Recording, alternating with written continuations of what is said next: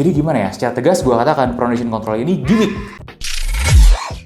Halo guys, Dimas di sini, dan kali ini gue balik lagi dengan Hayden, lebih tepatnya Stride sih ya, untuk seri Terra Stride. Ini kalian sempat banyak yang nanyain, terutama di IG sama di TikTok kemarin tuh ya, tentang artikel barunya Stride ini. Memang kita akui kemarin cukup menarik lah si Stride yang kemarin ya, yang punya soal kayak on-cloud. Lama-lama Stride atau Hayden ini kayak 42.0 deh. To the point, ini siluetnya memang Salomon. Ada bedanya? Ada. Sampai bisa dikatakan inovasi yang membedakan, jadi nggak mirip 100%. Tapi, akhirnya brand-brand yang memutuskan, oh gue jadi alternatif second base-nya, atau alternatif dari sepatu-sepatu tertentu yang nggak ada alternatifnya di Indonesia. Kayak dulu kan Porty gitu ya, dia berusaha memposisikan dirinya sebagai alternatif second base-nya. Kemudian sekarang, buat kategori-kategori tertentu yang orang belum pada main nih, kayak on-cloud, Salomon gitu ya, kopiannya belum banyak. Nah, Stride-nya main di sini. Siluetnya yang niatin banget sama itu, tapi secara feel pakainya menarik gitu ya.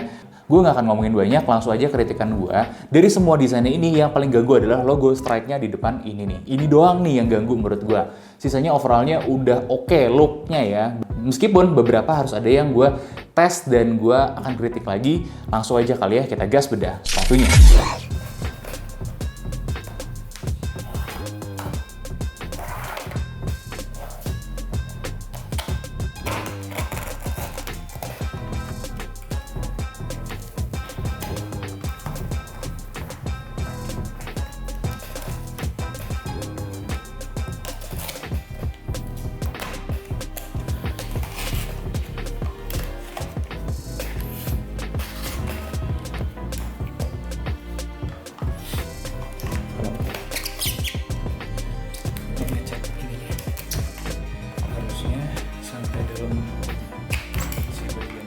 Dan ini dia Terra Stride.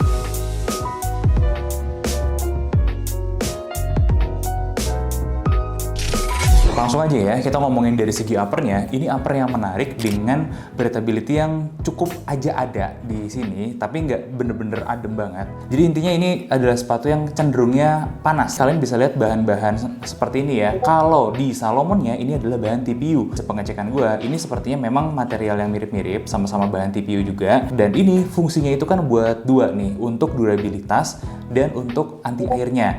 Nah, gue udah tes anti airnya, memang ternyata bener nggak ditembus sama air. Jadi kalian bisa lihat ya, tembusnya itu justru di bagian mesh ini ke dalam. Sedangkan untuk durabilitasnya, jadi memang kalau ketemunya yang sangat tajam sekali kayak cutter kita pasti udah bolong. Tapi buat beberapa kondisi-kondisi tajam tertentu seperti dengan jarum dan gunting itu nggak tembus ke dalam. Yang gue rasa nggak bisa ditahan lagi adalah tajamnya kata-kata netizen yang ngatain kalian kalau pakai sepatu ini sih.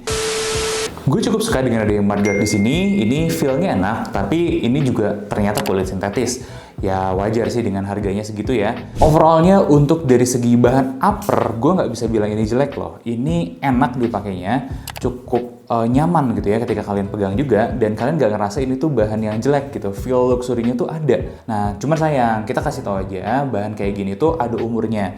Nanti setelah beberapa kali pemakaian bisa cracking, bisa patah, bisa pecah gitu ya. Nah, tapi kan kita penasaran juga ya seberapa kuat, seberapa tahan. Kalau dengan suhu, buat tahan panasnya kita udah coba panasin pakai hair dryer yang lumayan panas ya. Ini setara dengan heat gun, itu kurang lebih 30 detik nggak ada perubahan sama sekali, masih bagus. Kita udah pakai beberapa hari, jadi buat 2 kali, 3 kali, 4 kali pemakaian nggak ada yang sampai cracking, robek apa gimana, masih aman. Dan kita juga udah coba Dremel, ternyata memang lumayan kuat sih bagian TPU-nya ini. Makanya hasil Dremelnya itu cuman sampai ngabisin material TPU-nya ini dan baru mau masuk ke material uppernya yang lapisan pertama yang di luar ya. Bagian dalamnya juga menarik, jadi ada mesh-meshan gini ya. Bagian dalamnya ini feel-nya dan looks-nya sih sebenarnya daripada feel-nya ya lebih kerasa luxurious. Kalau kita katakan ini fashion shoes, emang bisa banget gitu, dapat banget. Gue mixed feeling sih lihat ini 7,5 lah dari 10 gue berani kasih gitu ya. Next, bagian solnya secara feel ini oke.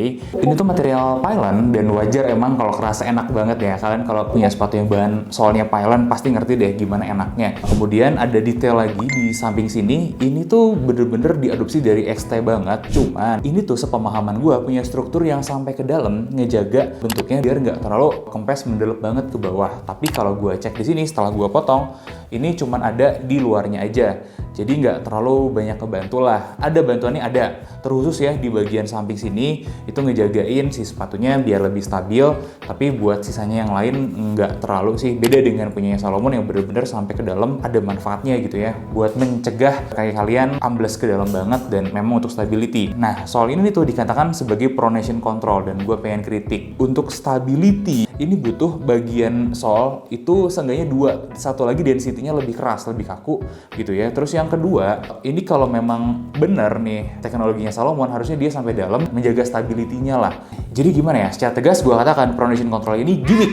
Tapi gue harus kasih tau kalian juga kalau memang ini bukan yang sampai nggak stabil parah, nggak, masih ada stability-nya. Ini tuh ke arah NB327 gitu ya, kan empuk-empuk, nggak sampai seempuk dan nggak stabil NB327.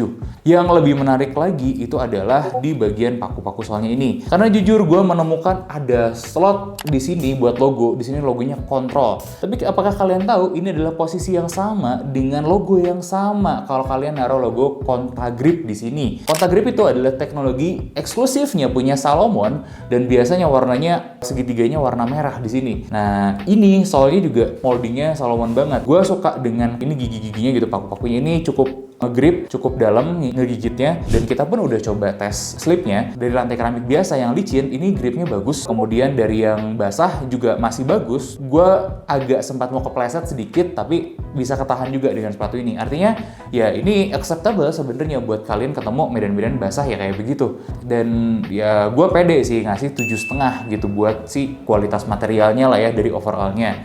Tapi dari segi material aja, ini muncullah sebuah pertanyaan.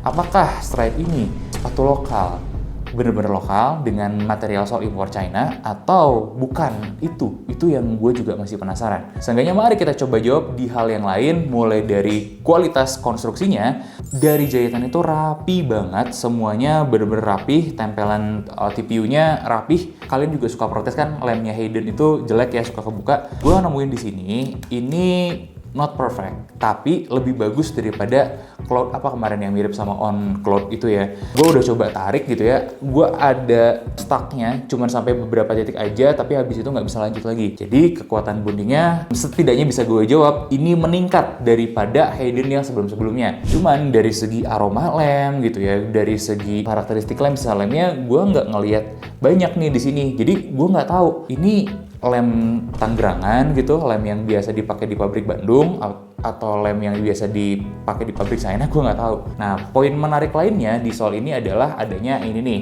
Nah, tekukan-tekukan ini untuk membantu fleksibilitas ya, dan ini ada juga di Salomonnya, setidaknya memang membantu. Maka dari itu konstruksinya pun cukup baik ya di angka 7,5. Nah kemudian yang terakhir kenyamanan dan performa. Ini kenyamanannya jujur nggak banget. Karena kalian mungkin bisa lihat ya, ini tuh bukan sepatu yang wide. Ngingetin sama sepatu bola lah ya. Ya memang ini juga bukan ukuran gue yang bener sih. Gue harus ke 46 ya, ini 45 udah yang paling gede. Makanya gue lebih kejepit lagi. Tapi gue membayangkan orang-orang yang pakai 45 aja pasti kejepit di sini.